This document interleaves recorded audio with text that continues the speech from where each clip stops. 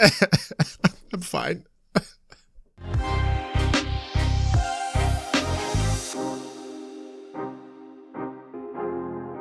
Hey guys, welcome back to the channel. My name is Theo. Thanks for hanging out with me while we do something a little bit different this time. I kind of wanted to talk about some books that I've read over the last couple of years that have actually made me cry. Not almost cry, not kind of choke up. I mean actual tears. And I'm not talking sobbing on the ground, this book wrecked me, but just really deeply emotionally tearful, experiences. So I wanted to go through some of these because a couple of them I've read recently, like in the last year or so. So the first one that I picked is one that I read a couple months ago. This one is The Road by Cormac McCarthy. Now, I knew going into this one that this would be a dark, gritty, pessimistic, post-apocalyptic story, but I didn't know the relationship between the father and the son in this book would hit me quite so hard. Really, it's about love and perseverance and kind of doing anything you can with what you have for those that you love and what the meaning might be behind all of it. I think, and I did actually a dedicated review for this book because I enjoyed it that much.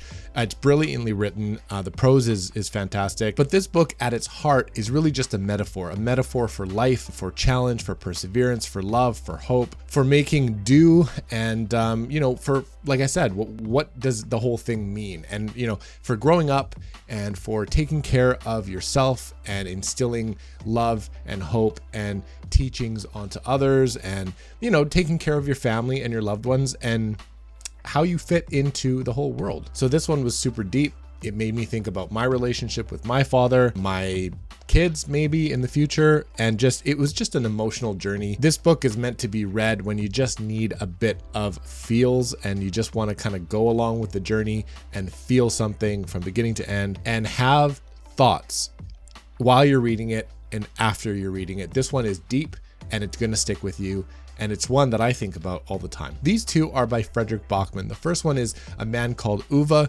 and the other one is And Every Morning the Way Home Gets Longer and Longer. And Uwe hit me. It's about, an old guy that just is stuck in his ways. He has a hard time seeing the good in people, the good in the world. He's very much an old school cat that just kind of doesn't like change. He likes his routine. He doesn't want to be bothered, and he doesn't love the change and evolution he sees around him. So he keeps to himself and, without spoiling anything, it's really about his relationship with his wife, his relationship with people around him, and his internalization about himself and his own relationship with himself and his past and potentially his future. So there's a lot to this book, and a lot of people criticize this book for a few different reasons, and I can kind of understand them.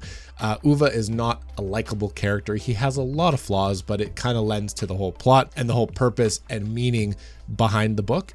I really enjoyed it, and there are a few moments in there. One, when you find out a little bit more about his past and his relationship with his father, for example, and then when you learn a little bit more about his relationship with his wife, and then when he starts to learn a lot more about himself. There were a few points in this book that really kind of hit me, and one kind of in the middle of the book that actually made me tear up. So I think it was in the middle of the book. There's that one, and then there's kind of at the end as well. So at some point, I cried during this book, so it's probably not a surprise for those of you who've read it and who have read Frederick Bachman. The same goes with And Every Morning the Way Home Gets Longer and Longer.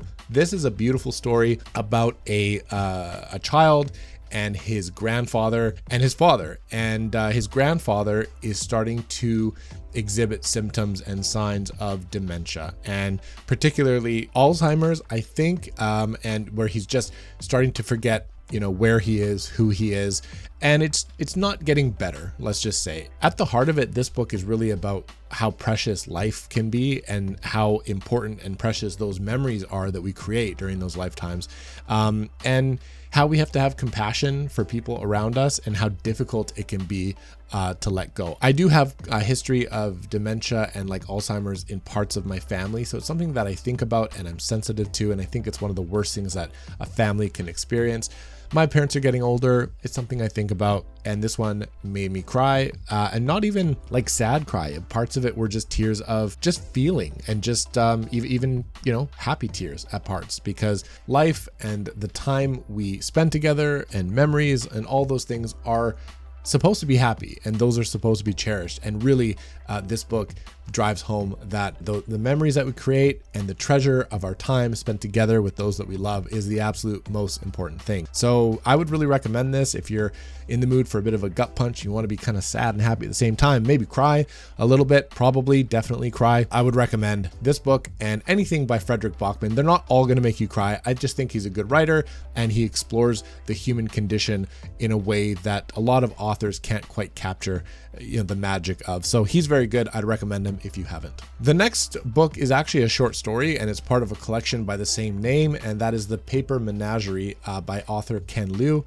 He wrote The Dandelion Dynasty that a lot of you probably know, and I own this one on ebook, and I read the short story called The Paper Menagerie, which again is in the short story collection with I think a bunch of other shorter works that I haven't tried yet.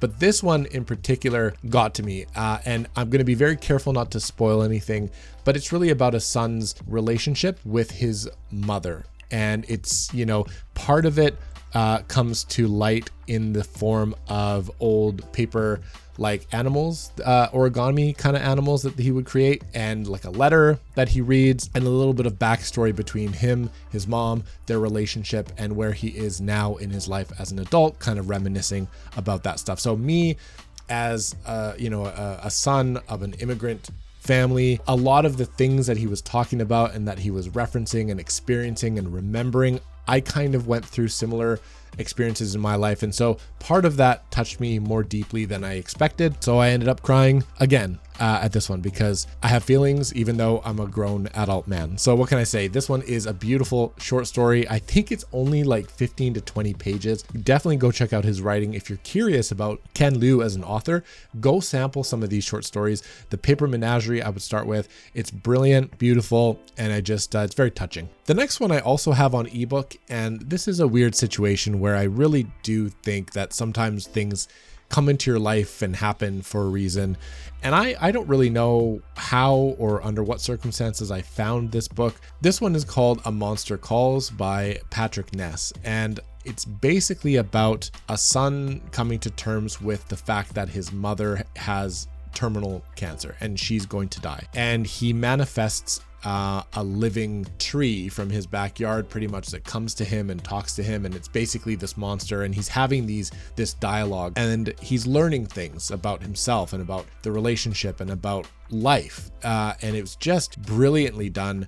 The audiobook is exceptional, and the reason why this really hit me was I read this one and somehow found this one right around the time that we found out my mom had cancer for the second time. She had been in remission for like 7 or 8 years. You would think that everything's fine. In fact, it's one of the very few cases around here that this has ever happened. Anyway, long story short, my mom had cancer.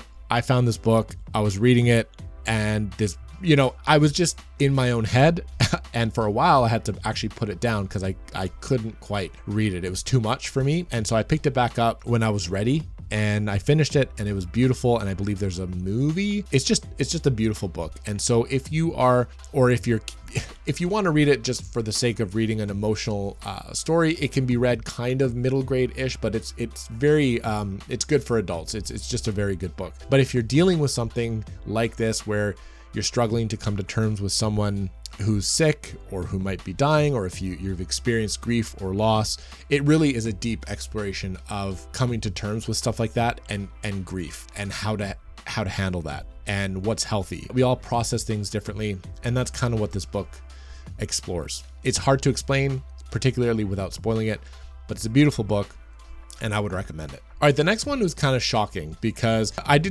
there's a couple parts in this book where I cried, and I didn't think I would. So this is book 2 in the Warlord Chronicles by Bernard Cornwell. This is Enemy of God. This is book 2. I didn't expect to cry, but I did. So there's 2 parts. One, and again, I'm not going to spoil anything. One part was something to do with a character's child, and it was emotional. There was some build up, and there's some relationships that you get really tied to, and something happens with someone's child, and it just wow, like it was, the way that it was written was so good. The stakes were high and the impact was felt, and it was deeply emotional and moving. When I read it, I was actually cooking and I was crying and I was looking around for onions, but there were no onions. It was just my tears. And then there's another part where there is a platonic friendship between two men, let's say. It's known and explained throughout the book that they've become like best friends. And there's a passage where it says, you know, they bonded and they're around a campfire or something, and they have gotten so close. It says that they've shared everything except, you know, women. Like they share everything. They've become like one. They're just like, they're brothers, right? And I'm an only child, and I always kind of wanted a sibling. I always wanted a big family and people to have that bond with. And I think this one hit for a few reasons. And at the risk of getting too personal with you guys, I will explain that for a long time, for more than like 16 years, 17 years, I had what was everybody knew was a best friend. Me and this person were best friends, and we just did everything together. We were inseparable, and we had a falling out, and we haven't really talked in a couple of years. It was a bit of a messy situation, and I think it was a little bit more fresh when I read this book. And so reading about these two men that had this deeply profound connection to one another and, you know, are just inseparable, like brothers, it just kind of hit me. And I ended up kind of crying at a part that probably nobody else has ever cried to. It just hit me. It's very interesting how sometimes you can read something that affects you personally that might affect someone else completely different. And that's the beauty of art. That's the beauty of reading and being able to discuss things with you. Because if we all had the same experience and the same opinions on stuff, it would be super boring. So if you want to read an amazing trilogy, one of the best that I've ever read, with incredibly well done audiobooks, read the Warlord Chronicles. And then if you want to cry over two men's friendship, read this one. All right, last but certainly not least, this is one that probably won't surprise you guys. If you've read this, then you know that the ending gets most people. This is Stephen King's 11/22/63. No spoilers. It's a portal fantasy, kind of speculative fiction, urban fantasy.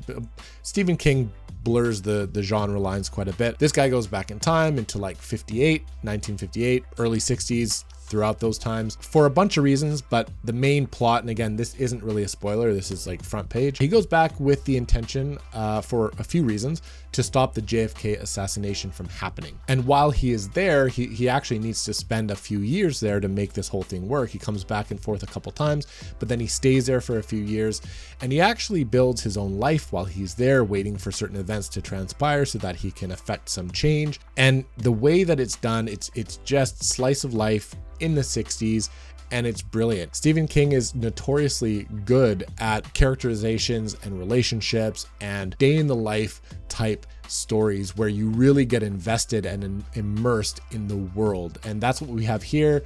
There's relationships that grow and evolve that are kind of its own subplot and its own sub story, which is great. I just thought it was exceptionally well done, and at the end it just hits you. It's beautifully done. I'm not going to say it's a happy ending or a sad ending, like it's kind of up for interpretation a little bit, but the way that it was done was very emotional and really satisfying. It was a satisfying ending that brought me to tears, and I would recommend this book. I think it's one of King's best. A lot of people cite this as one of his greatest books. It's a doorstop for sure, but if you have the time, even if you don't, I would try and make time for this one because it's a brilliant book and I really loved it. I gave it 5 stars and I'd recommend it, especially if you like good emotional endings, good characterizations, and you feel like crying. So if you feel like crying, read any of these books probably. And I'm curious in the comments if you guys have any books that made you cry, and if you've read any of these ones, if they've made you cry. So let's just talk about crying in the comments. Let me know if there are any books that you want me to read so I can cry some more. Let me know. I'll talk to you there. I hope you guys are having a good one and read some good books. I'll talk to you guys soon on the next video.